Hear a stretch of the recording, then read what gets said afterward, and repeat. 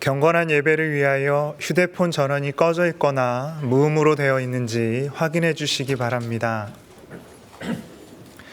이제 다 같이 일어나셔서 영과 진리로 주일 예배를 하나님께 드리시겠습니다.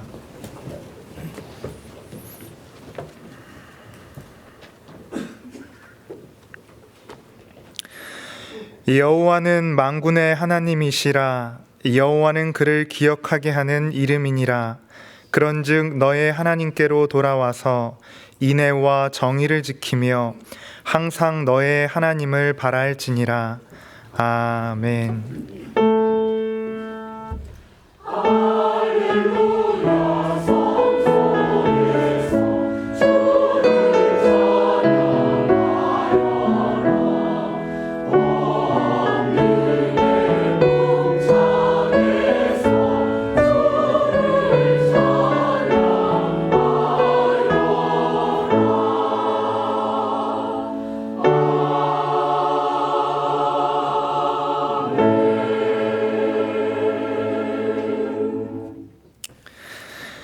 하나님 아버지, 크신 사랑으로 저희를 불러주시고 주님의 자비로 숨쉬며 살아가게 하시니 감사합니다. 그러나 저희는 주님의 크신 사랑을 받으면서도 그 사랑에 합당하게 반응하는 삶을 살지 못했습니다. 여전히 세속적 가치와 유혹의 욕심을 따라 살아가고 있는 연약한 모습을 보게 됩니다. 주님, 저희를 긍휼히 여기시고 용서하여 주옵소서. 이제는 돌이켜 주님의 말씀을 붙들고 세속의 유혹을 이기며 은혜 받은 자답게 살아가기를 원합니다. 주님의 사랑에 깊이 반응하게 하시고 우리의 마음의 중심과 삶의 걸음이 온전히 주님을 향하게 하여 주옵소서. 그리하여 삶 가운데 인애와 정의를 행하며 하나님을 기쁘시게 하는 삶 살아가게 하옵소서. 예수님의 이름으로 기도드리며 이제 우리 모두 주님께서 가르쳐 주신 기도를 감히 주님의 이름으로 담대히 드리오니, 하늘에 계신 우리 아버지여, 이름이 거룩히 여김을 받으시오며 나라의 임하옵시며 뜻이 하늘에서 이룬 것 같이 땅에서도 이루어지이다. 오늘날 우리에게 일용할 양식을 주옵시고 우리가 우리에게 죄 지은 자를 우리 죄를 사하여 주옵시고 우리를 시험에 들게 하지 마옵시고 다만 악에서 구하옵소서. 대개 나라와 권세와 영광이 아버지께 영원히 있사옵나이다. 아멘.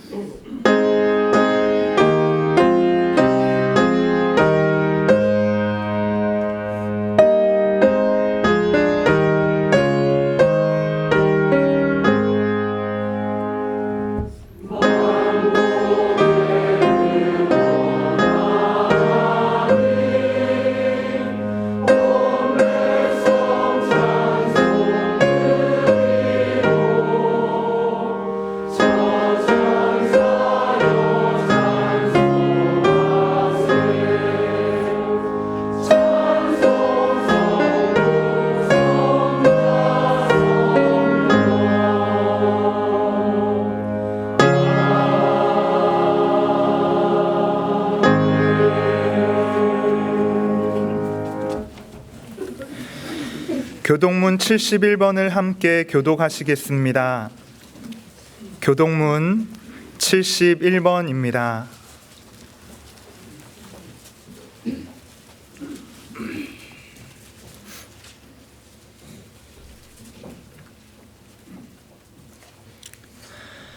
오호라, 너희 모든 목마른 자들아 물로 나아오라. 돈 없는 자도 오라. 너희는 와서 사 먹되 돈 없이 값없이 와서 포도주와 젖을 사라.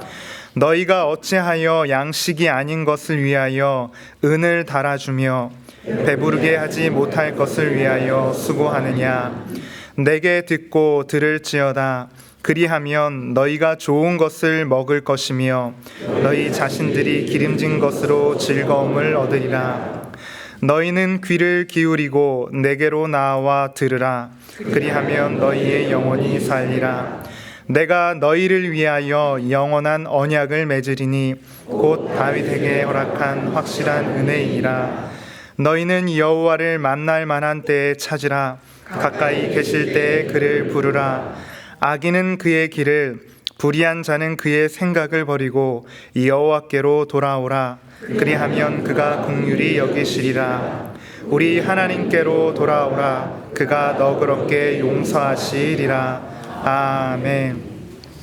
전능하사 천지를 만드신 하나님 아버지를 내가 믿사오며 그 외아들 우리 주 예수 그리스도를 믿사오니 이는 성령으로 잉태하사 동정녀 마리아에게 나시고 본디오 빌라도에게 고난을 받으사 십자가에 못 박혀 죽으시고 장사한 지 사흘 만에 죽은 자 가운데서 다시 살아나시며 하늘에 오르사 전능하신 하나님 우편에 앉아 계시다가 저리로서 산 자와 죽은 자를 심판하러 오시리라.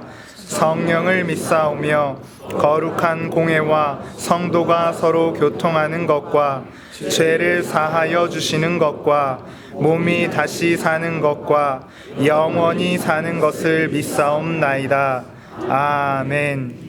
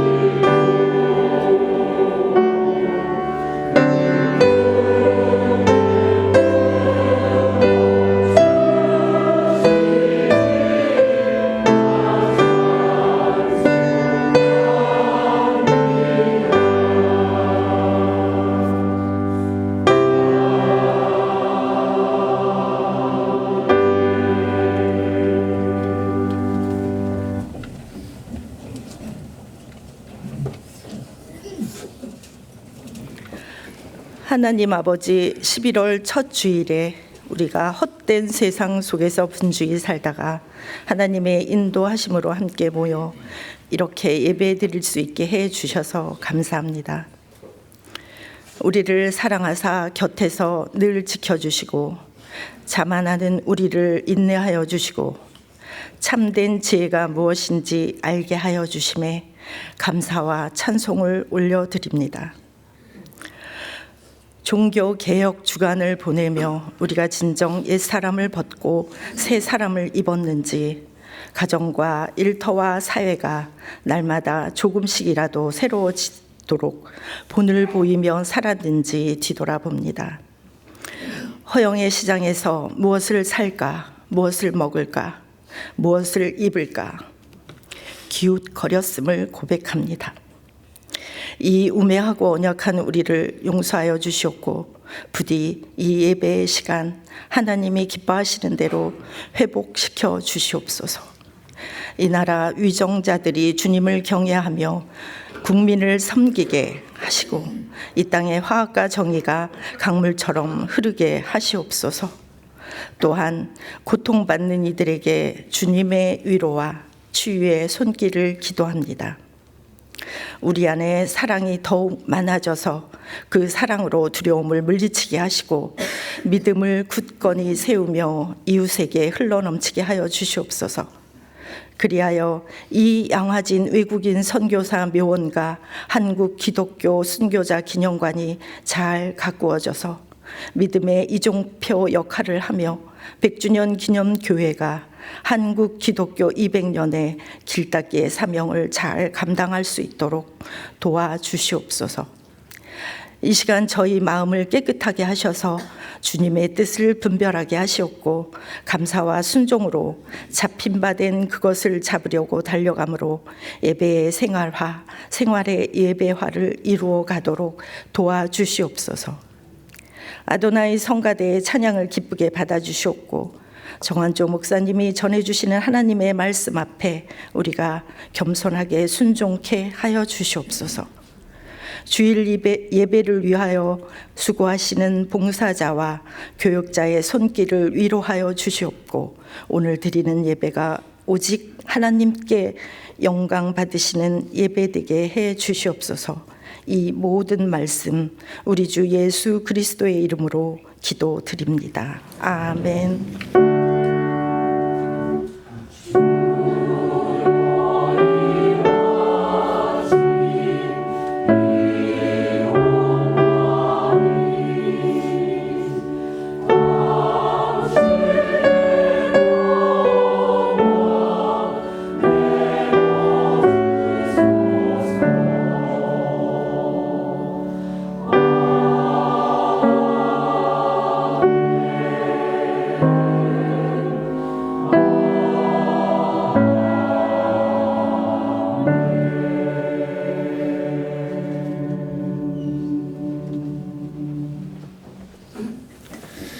교회 소식을 알려드리겠습니다. 첫째 주일인 오늘은 우리 교우님들을 위해 홍보관 2층 양화진 선교사 전시실인 양화진 홀을 개방합니다.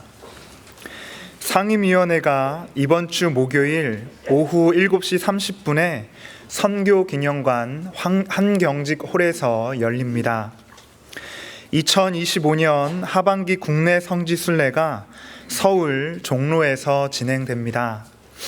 양화진에 안장되어 있는 선교사들의 발자취를 깊이 알아가기 원하시는 분은 홈페이지 신청 및 안내의 수련회 및 각종 행사에서 신청해 주시기 바랍니다. 양화진 문화원이 주최하는 양화진 문화공감의 세 번째 프로그램 재즈 음악회 가을 재즈에 물들다가 다음 주 목요일 오후 7시 30분 선교기념관 2층에서 열립니다. 오늘 오후 6시 30분 이후 나눠드린 초대장의 QR코드를 통하거나 홈페이지 신청 및 안내의 수련회 및 각종 행사에서 선착순 신청하실 수 있으며 자세한 내용은 주보와 함께 나눠드린 초대장을 참고해 주시기 바랍니다. 하반기 묘역 잡초 제거 및 비석 닦기가 11월 15일 토요일 오전 10시에 있습니다.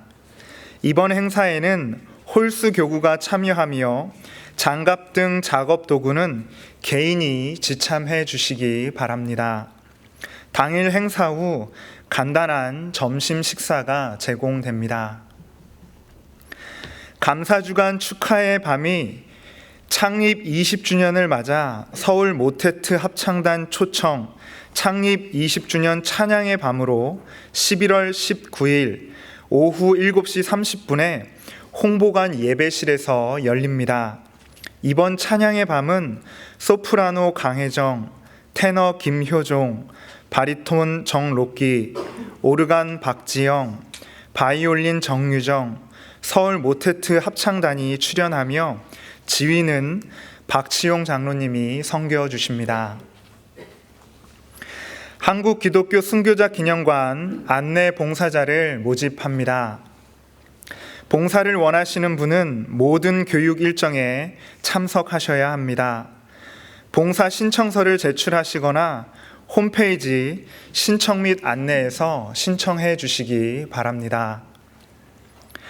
중국인 청년들과 함께하는 식탁 교제 모임인 한중 우리 만나가 11월 29일 이별관 하품에서 진행됩니다. 제58회 세례 입교식 및 성찬식이 12월 17일 오후 7시 30분에 홍보관 예배실에서 있습니다. 세례 또는 입교를 원하시는 분은 안내에 비치된 신청서를 제출하시거나 홈페이지 신청 및 안내에서 신청해 주시기 바랍니다. 신청자는 이해 교육에 참석해야 하며 새신자반을 이수하신 분은 교육 과정이 면제됩니다. 후임 사무장 이강중 집사님이 11월 1일부터 사역을 시작했습니다. 현재 사무장과 2개월 동안 인수인계를 합니다. 나머지 교회 소식은 주보를 참고해 주시기 바랍니다. 이제 지난주에 등록하신 분을 환영하도록 하겠습니다. 지난주에 등록하신 분은 잠시 자리에서 일어서 주시면 감사하겠습니다. 감사합니다. 다 같이 환영의 노래를 부르겠습니다.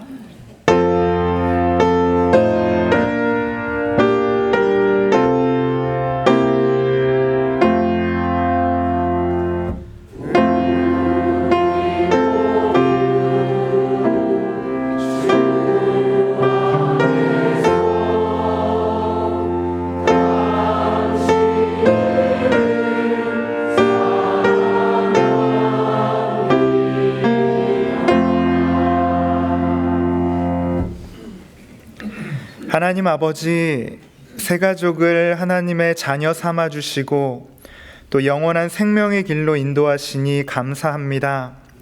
인생의 참 주인 되신 하나님 앞으로 나아왔으니 하나님 없이 살아가던 이방인의 모습들을 버리고 물거품처럼 사라져버릴 육체의 욕망을 채우기 위한 삶이 아닌 주님을 목적 삼는 삶 살아가게 하옵소서.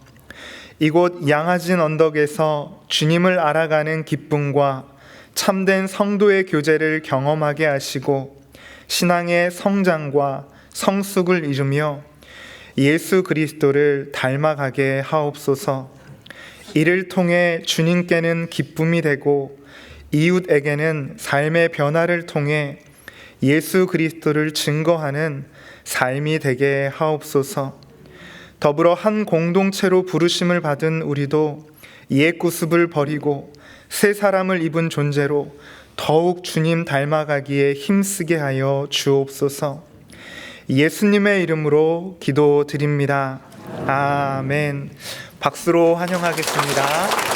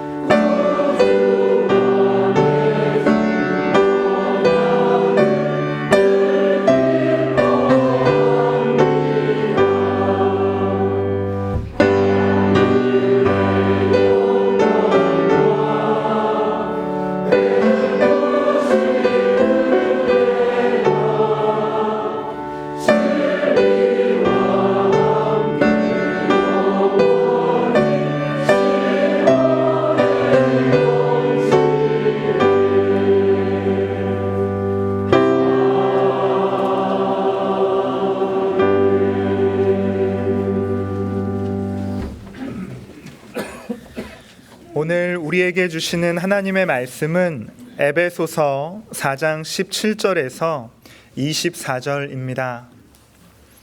신약 성경 314쪽입니다. 에베소서 4장 17절에서 24절입니다. 제가 봉독하겠습니다. 그러므로 내가 이것을 말하며 주 안에서 증언하노니 이제부터 너희는 이방인이 그 마음에 허망한 것으로 행함같이 행하지 말라. 그들의 총명이 어두워지고 그들 가운데 있는 무지함과 그들의 마음이 굳어짐으로 말미암아 하나님의 생명에서 떠나 있도다. 그들이 감각 없는 자가 되어 자신을 방탕에 방임하여 모든 더러운 것을 욕심으로 행하되 오직 너희는 그리스도를 그같이 배우지 아니하였느니라.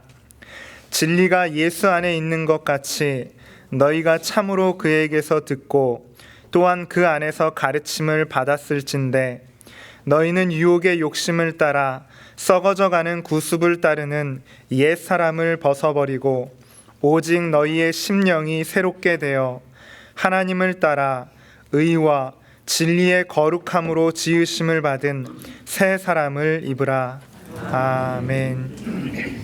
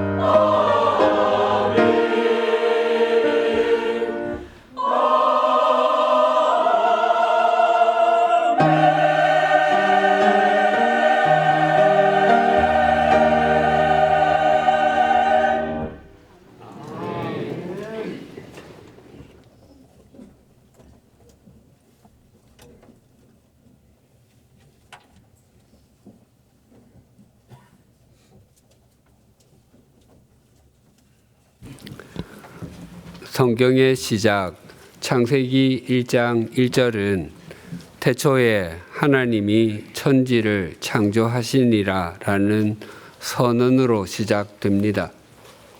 하나님께서는 문자 그대로 무에서 유를 창조하셨습니다.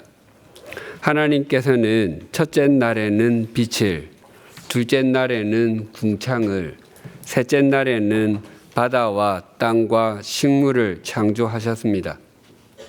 그리고 넷째 날에는 해와 달과 별들을, 다섯째 날에는 새와 물고기를 창조하셨습니다. 그리고 창조의 마지막 날인 여섯째 날에는 온갖 종류의 짐승과 사람을 창조하셨습니다. 하나님께서 온갖 종류의 짐승과 사람을 같은 날에 창조하셨습니다. 하지만 짐승과 사람 사이에는 아주 큰 차이가 있었습니다.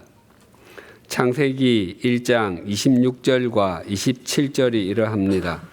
하나님이 이르시되 우리의 형상을 따라 우리의 모양대로 우리가 사람을 만들고 그들로 바다의 물고기와 하늘의 새와 가축과 온 땅과 땅에 기는 모든 것을 다스리게 하자 하시고 하나님이 자기 형상 곧 하나님의 형상대로 사람을 창조하시되 남자와 여자를 창조하시고 하나님께서는 사람을 창조하실 때 짐승과는 다르게 우리의 형상을 따라 우리의 모양대로 사람을 만드셨습니다. 우리 사람에게는 다른 짐승들을 비롯한 다른 자연에는 없는 삼위일체 하나님의 형상, 하나님의 닮음이 있습니다. 세계 초거대 기업 중에 하나인 애플 회사의 로고는 잘 아시는 바와 같이 사과, 좀 더 정확하게는 한입 베어문 형태의 사과입니다.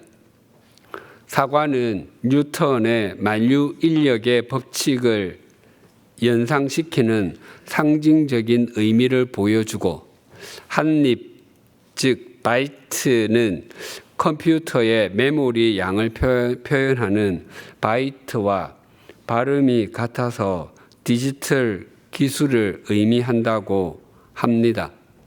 그래서 우리가 한입 베어문 형태의 사과 모양의 로고, 즉 아이콘을 본다면 우리 대부분은 먹는 사과가 아니라 애플 회사와 아이폰이나 아이패드와 같은 애플 회사에 관련된 제품을 떠올릴 것입니다.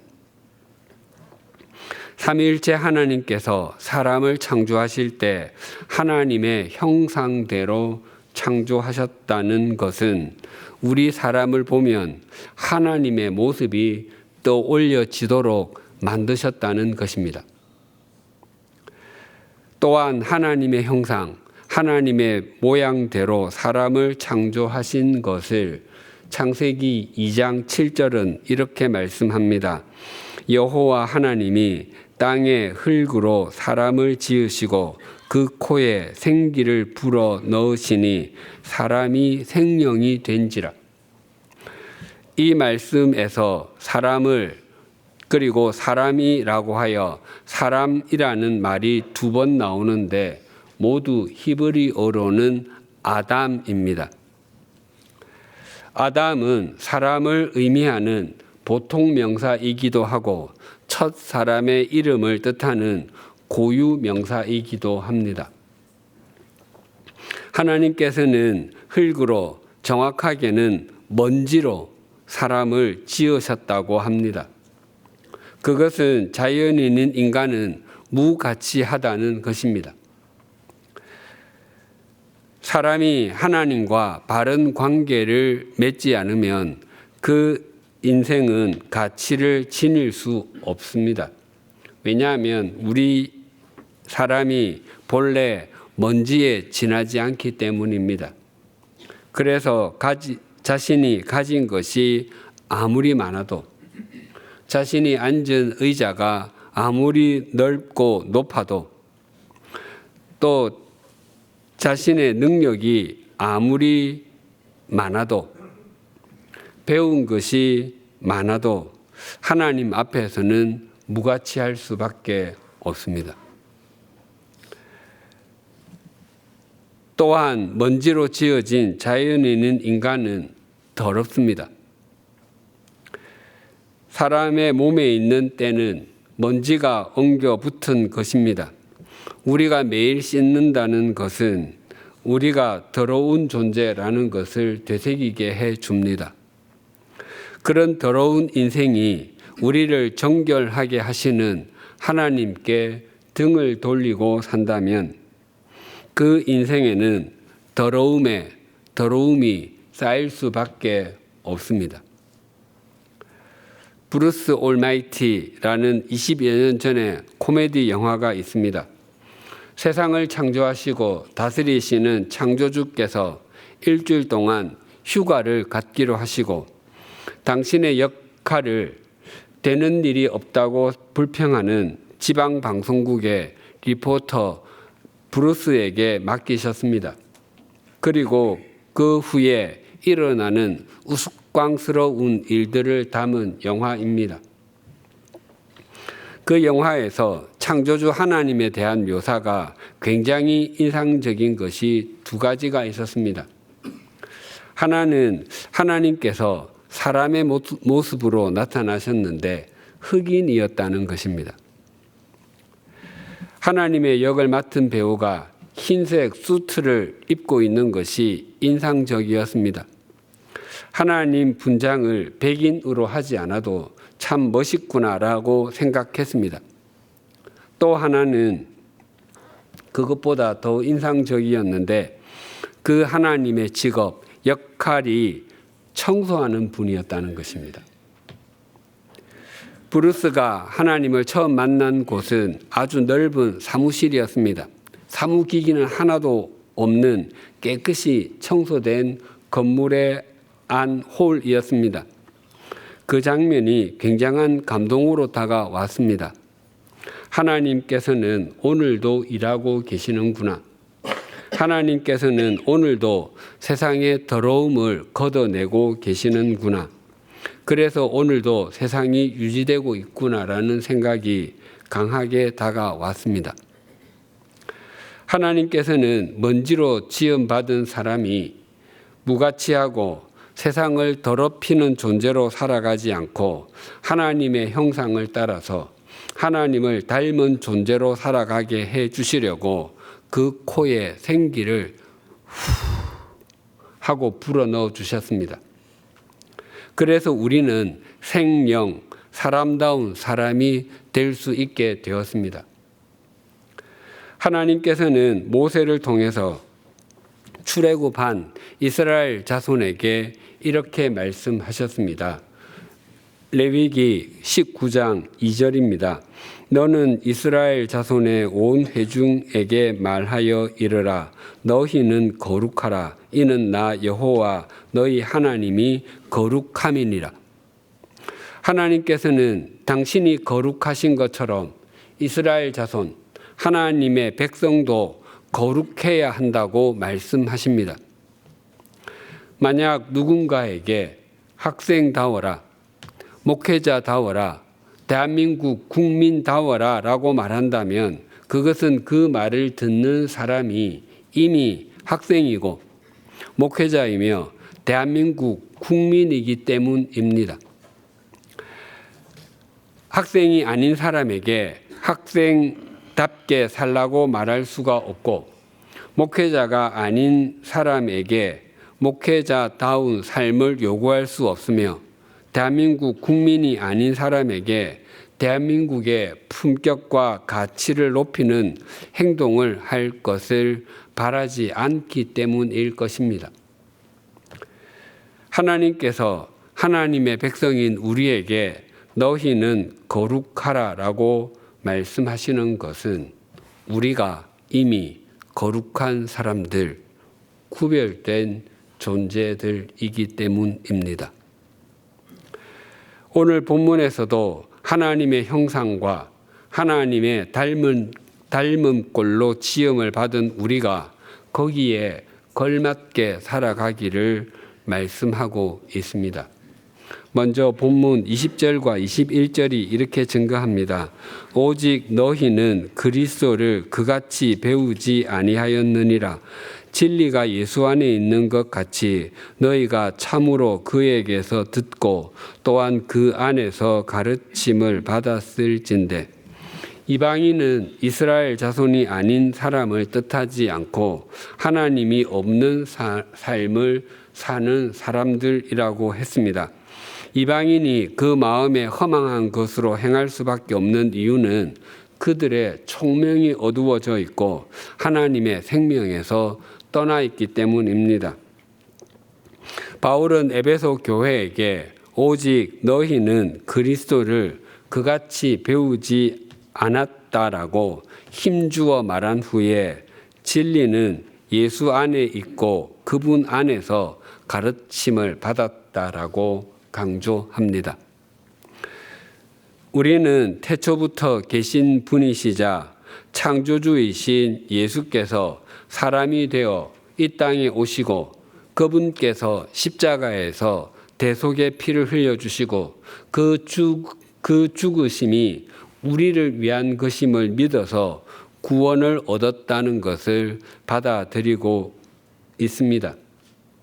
불교에서는 석가모니의 말을 믿고 유교에서는 공자의 말을 믿습니다.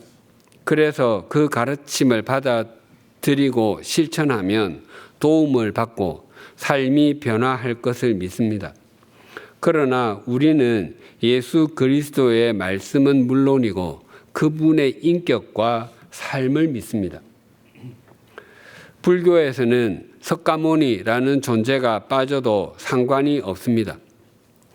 불교에서 부처는 깨달은 자, 눈을 뜬 자라는 뜻이며 불교의 진리를 깨달은 사람을 일컫습니다.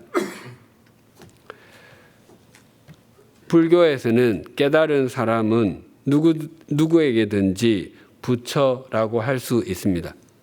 물론 일반적으로 특별한 설명 없이 부처라고 하면 불교의 창시자인 석가모니, 즉 고타마 시타르타를 가리킵니다. 물론 유교에서도 공자가 빠져도 아무런 일이 일어나지 않습니다. 그러나 기독교에서 예수를 빼면 아무것도 남지 않습니다. 오직 예수님만이 진리이고 그분 안에 모든 것이 다 있음을 믿습니다. 골로새서 2장 2절과 3절이 이러합니다. 이는 그들로 마음의 위안을 받고 사랑 안에서 연합하여 확실한 이해의 모든 풍성함과 하나님의 비밀인 그리스도를 깨닫게 하려 함이니 그 안에는 지혜와 지식의 모든 보화가 감추어져 있느니라. 지혜와 지식의 모든 보화가 예수 그리스도 안에 감추어져 있다고 합니다. 반대로 말씀드리면 예수 그리스도 밖에는 지혜와 지식의 아무런 보화가 없다는 것입니다. 그래서 예수 그리스도를 가지면 모든 것을 가진 것과 같지만 예수 그리스도를 갖지 못하면 아무것도 갖지 못한 것과 같습니다. 그리스도를 배운 사람들이 어떻게 살아야 하는지를 22절에서 24절이 이렇게 증거합니다. 너희는 유혹의 욕심을 따라 썩어져 가는 구습을 따르는 옛 사람을 벗어버리고 오직 너희의 심령이 새롭게 되어 하나님을 따라 의와 진리의 거룩함으로 지으심을 받은 새 사람을 입으라. 그리스도를 바르게 배운 사람은 옛 사람을 벗어버리고 새 사람을 입는다고 합니다. 여기에서 중요한 것은 옛사람을 벗어버려야 새 사람을 입을 수가 있고, 또한 옛사람을 벗어버리는 것은 새 사람을 입기 위한 것이라는 것입니다. 즉, 옛사람을 벗어버리는 것과 새 사람을 입는 것은 동시에 일어나야 하는 일이라는 것입니다. 어느 한쪽만 하는 것은 아무런 의미가 없게 됩니다. 이스라엘 자손은 하나님의 은혜 베푸심과 역사하심으로 말미암아 400년간의 노예 생활에 마침표를 찍고 마침내 출애굽하게 되었습니다. 그들은 옛사람인 노예를 벗어버리고 새 사람인 자유인 하나님의 백성을 입게 되었습니다. 하지만 그들 중에는 여전히 옛사람을 벗어버리지 못한 사람들이 있었습니다. 민수기 11장 4절과 5절이 이러합니다. 그들 중에 섞여 사는 다른 인종들이 탐욕을 품음에 이스라엘 자손도 다시 울며 이르되 누가 우리에게 고기를 주어 먹게 하랴. 우리가 애굽에 있을 때에는 값 없이 생선과 오이와 참외와 부추와 파와 마늘들을 먹은 것이 생각나거늘. 하나님께서는 이스라엘 자손에게 만나를 매일 내려주셨음에도 그들은 먹을 고기가 없다고 불평과 불만을 터뜨리는 상황입니다. 이스라엘 자손은 이미 출애굽하여 가나안을 향하고 있습니다. 그들은 신분적으로는 완전히 자유인입니다. 그럼에도 그들의 사고는 여전히 애굽에 머물러 있습니다. 이처럼 새 사람을 입지 않는 것은 옛 사람을 벗는 것을 무의미하게 만듭니다. 본문 24절을 다시 봉독하겠습니다. 하나님을 따라 의와 진리의 거룩함으로 지으심을 받은 새 사람을 입어라. 우리가 새 사람을 입기 위해서는 의와 진리의 거룩함 속에 있어야 한다고 합니다.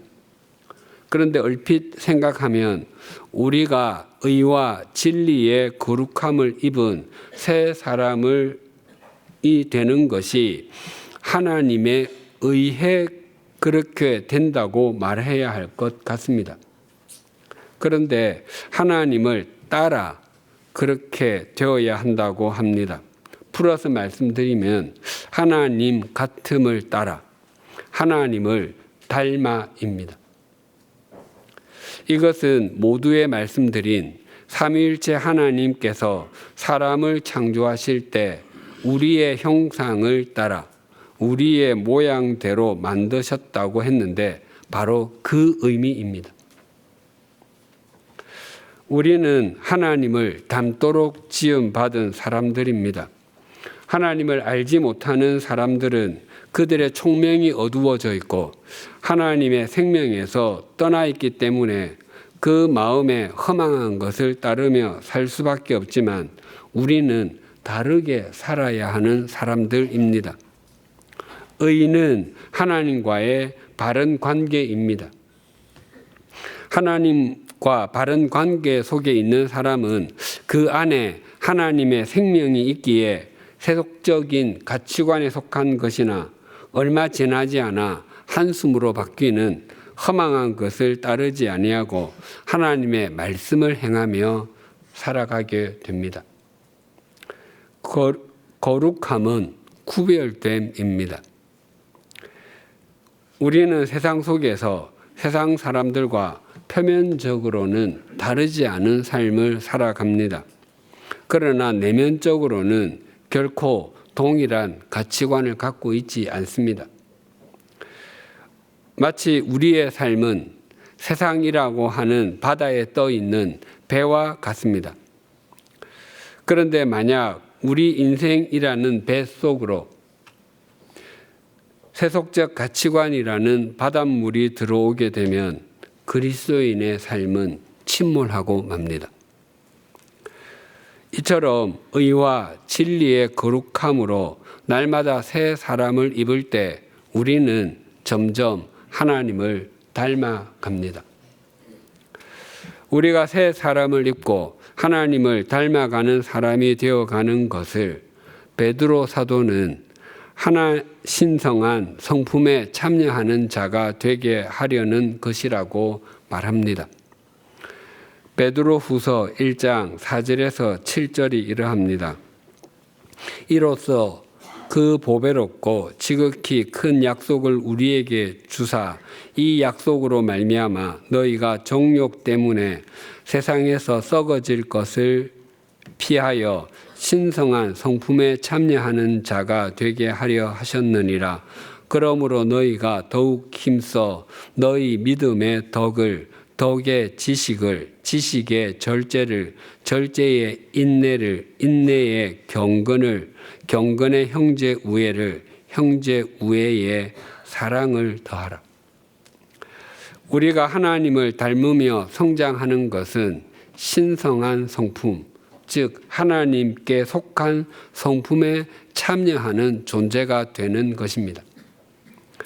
그러기 위해서는 먼저 세상에서 썩어질 것을 피해야 합니다. 썩는다는 것은 가치가 없다는 의미도 있지만 그 가치가 영원하지 않고 오래 가지 않는다는 것입니다. 갓 잡은 물고기를 밖에 두면 며칠이 지나지 않아 썩어갈 것입니다. 한여름에는 훨씬 더 빨리 상할 것입니다.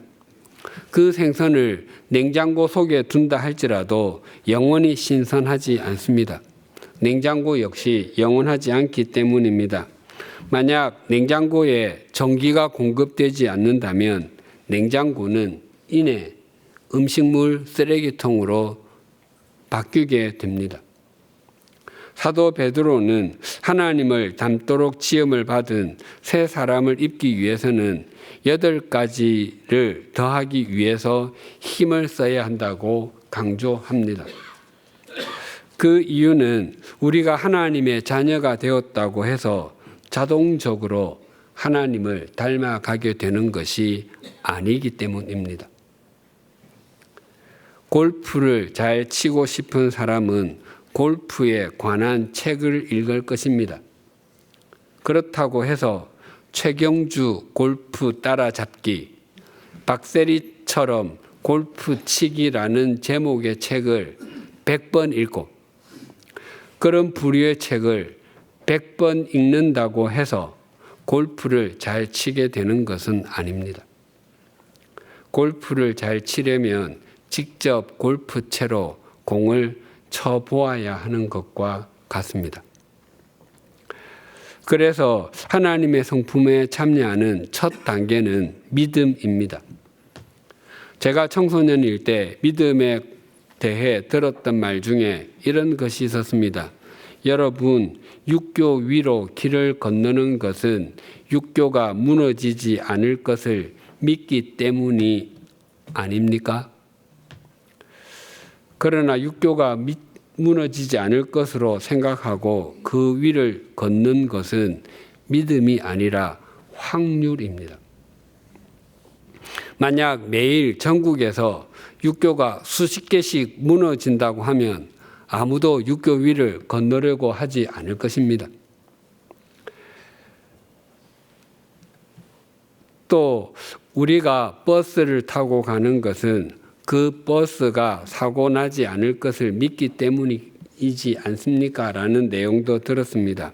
아닙니다. 우리가 버스를 타고 가는 것은 버스를 믿기 때문이 아니라 버스 운전기사를 믿기 때문입니다. 운전기사가 실력과 바른 판단력을 지닌 사람인 것을 믿기 때문입니다. 육교 역시 육교를 믿는 것이 아니라 육교를 설계하고 시공한 사람의 인격을 믿는 것입니다. 이렇듯 믿음은 눈에 보이지 아니하는 하나님을 인격적으로 신뢰하는 것입니다. 이 믿음이 하나님을 닮아가는 첫걸음이자 바른 걸음이고 지름길입니다. 둘째 단계는 덕입니다. 덕은 인간이 가져야 하는 바른 마음가짐이라는 의미도 있지만 인격적, 경제적, 사회적인 힘과 능력을 의미하기도 합니다. 고대에도 이 단어는 힘과 관련이 있는 말이었습니다. 우리말에도 덕과 관련해서 힘을 느낄 수 있는 예가 있습니다. 나는 좋은 부모 덕에 잘 자랄 수 있었습니다 라고 말한다면 부모가 도덕적으로 훌륭했다는 의미만이 아니라 부모에게 인격적인 힘, 경제적인 힘, 사회적인 힘 등이 있었기 때문에 지금의 자신이 될 수 있었다고 고백하는 것입니다. 그래서 믿음에 덕을 더한다는 것은 우리의 믿음이 무기력하지 않고 바른 힘을 가짐으로써 우리 삶의 현장에서 선한 영향력을 미치는 것을 의미합니다. 많은 밀가루 속에 있는 적은 양의 누룩이 그 반죽을 전부 부풀게 하고 겨자씨는 눈에 잘 보이지 않을 정도로 작지만 그것이 싹을 틔워서 마침내 새들이 쉴 수 있는 자리를 만들어냅니다. 마찬가지로 하나님의 생명을 가진 우리 그리스도인들도 삶의 자리를 생명이 일어나는 현장으로 만들기 위해서 혼신의 힘을 다하는 것이 믿음에 덕을 더하는 것입니다. 셋째 단계는 지식입니다. 이것은 실제적인 지식, 바른 통찰력을 의미합니다. 아무리 많은 덕을 갖고 있다 할지라도 바른 지식이 없으면 그 덕은 효율적으로 사용되기가 어렵습니다. 마치 동일한 재료를 가지고 음식을 만들어도 그 맛이 차이가 나는 것은 그 음식을 만든 사람의 지식, 실력이 차이 나는 것과 같습니다. 신앙의 지식은 이론적인 지식이 아니라 실제적 지식이기에 그 지식은 입으로 만들어내지 않고 몸으로, 삶으로 만들어냅니다. 신앙생활을 말로 하는 것은 쉽지만 실제로 사는 것은 쉽지 않습니다. 그래서 신앙을 이론으로만 갖고 있는 것은 참 가난한 것입니다. 넷째 단계는 절제입니다. 이것은 무엇을 덜 하는 것을 의미하지 않고 더 나은 것을 위해서 혼신의 삶에 온 집중을 다하는 것입니다. 한때 뛰어났던 운동선수, 또 인기를 한 몸에 받았던 연예인, 많은 그리스도인이 모델로 삼았던 그리스도인 중에서 절제하지 못해서 나락의 길로 빠져든 경우가 적지 않습니다. 마귀가 40일 동안 금식하신 예수님께 말한 내가 만일 하나님의 아들이거든 돌들로 빵을 만들어 보라고 했습니다. 제가 만약 예수님이었다면 마귀가 말한 돌들뿐만 아니라 동화에 나오는 전체가 과자로 된 집처럼 온 들판에 있는 돌과 산 전체를 빵으로 만들었을지도 모릅니다. 그러나 예수님께서는 절제하셨습니다. 예수님은 사람의 경제적인 문제를 해결해 주시기 위해서 오신 분이 아니시기 때문입니다. 절제는 우리를 더욱 새 사람을 잘 입도록 만들어 줍니다. 다섯째는 인내입니다. 우리가 하나님을 닮아가는데 인내라는 덕목이 필요한 것은 바른 신앙생활이 쉽지 않다는 의미이기도 하고 신앙생활은 우리의 본능이 원하는 것과는 전혀 다르다는 의미이기도 합니다. 신앙생활이 광고 문구처럼 내가 원하는 것 하고 싶은 대로 라면 얼마나 좋겠습니까? 그러나 신앙생활은 내가 하고 싶은 대로 하는 것이 아니라 하나님께서 말씀하시는 대로 해야 하기 때문에 어렵고 인내가 필요합니다. 우리로 하여금 하나님을 닮게 하고 새 사람을 잘 입도록 해주는 것은 결심이 아니라 인내입니다. 여섯째는 경건입니다. 경건은 하나님과 동행하며 하나님을 목적 삼고 사는 것입니다. 신앙생활에 인내를 이루어가는 것이 쉽지 않은 일이지만 그것을 마지 못해서 인내하는 것이 아니라 인내하는 것이 아주 영광스러운 것임을 알려주는 것이 경건입니다. 왕이나 대통령이 우리와 함께 해준다면 사람들은 우리를 최고 통수권자가 아주 소중하게 여기는 존재라고 생각할 것입니다. 그것과는 비교도 할 수 없는 것이 천지 만물을 창조하시고 다스리시는 하나님께서 우리와 함께 해주시는 것입니다. 그래서 우리가 눈에 보이는 사람이 아니라 눈에 보이지 않는 하나님을 의식할 수 있어야 하나님을 닮은 자녀, 새 사람을 입는 존재가 될 것입니다. 일곱째 단계는 형제 우애입니다. 우리가 하나님과 동행하는지 하나님을 의식하며 사는지 아닌지를 확인하게 해주는 눈에 보이는 증거가 형제 우애입니다. 늘 이기심만 추구하며 하나님께서 함께 하신 사람들과 갈등과 다툼 속에 있다면 하나님과 동행한다고 할지라도 그것은 사실이 아닙니다. 형제 우애가 헬라어로 필라델피아입니다. 이것은 다른 사람을 한 어머니의 태에서 나온 형제 자매라고 여기며 사랑하는 것을 의미합니다. 우리가 우리 곁에 있는 사람들을 진심으로 형제 자매로 여긴다면 우리에게 있는 많은 문제가 사라질 것입니다. 마지막 여덟째 단계는 사랑입니다. 갈라디아서 5장 22, 23절에 보면 성령의 열매, 사랑, 희락, 화평, 오래 참음, 자비, 양선, 충성, 온유, 절제가 나옵니다. 그 중에서 가장 먼저 나오는 것이 사랑입니다. 반면에 신성한 성품 8개 중에 마지막이 사랑입니다. 그래서 사랑은 우리로 하여금 하나님을 닮게 하고 새 사람 됨의 출발과 마지막을 확인하는 시금석과도 같습니다. 우리 모두 주님께 잡힌 바 된 그것을 잡으려고 달려가고 하나님을 닮기 위해 옛사람을 벗어버리고 새 사람을 입는 사람들이 되십시다.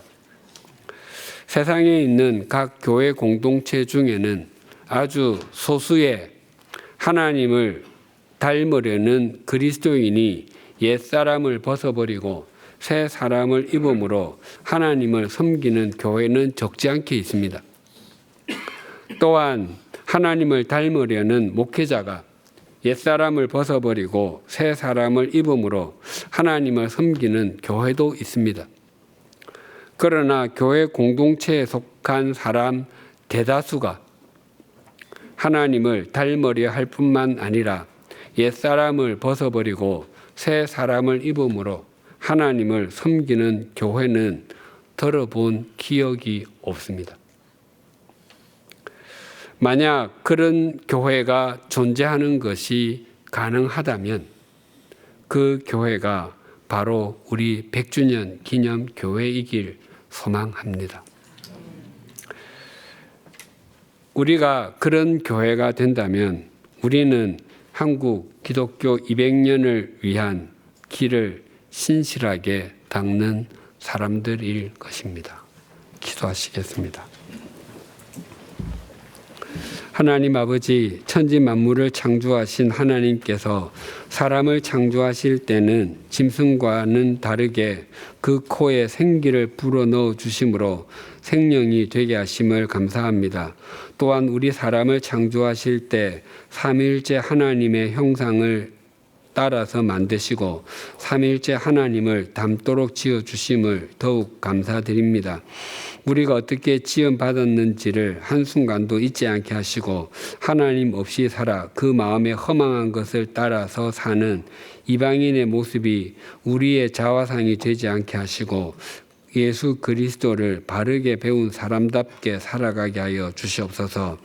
우리의 삶이 유혹의 욕심을 따라 썩어져가는 구습을 따르는 옛사람을 벗어버리고 의와 진리의 거룩함으로 지으심을 받은 새 사람을 입게 하여 주시옵소서. 그래서 우리의 삶과 인격이 날이 갈수록 하나님을 닮게 하여 주시옵소서. 사람들이 한입 베어문 사과 로고를 보면 애플 회사와 그 제품을 떠올리듯이 우리의 삶과 믿음을 보면 하나님이 떠올려지게 하여 주시옵소서.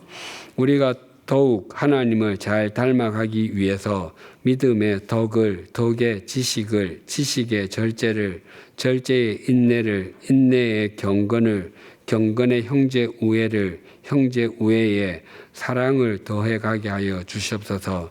그리하여 하나님을 닮아가는 우리의 삶을 통해 한국 기독교 200년의 길이 더욱 더 잘 닦아지게 하여 주시옵소서. 예수님의 이름으로 기도드립니다. 아멘.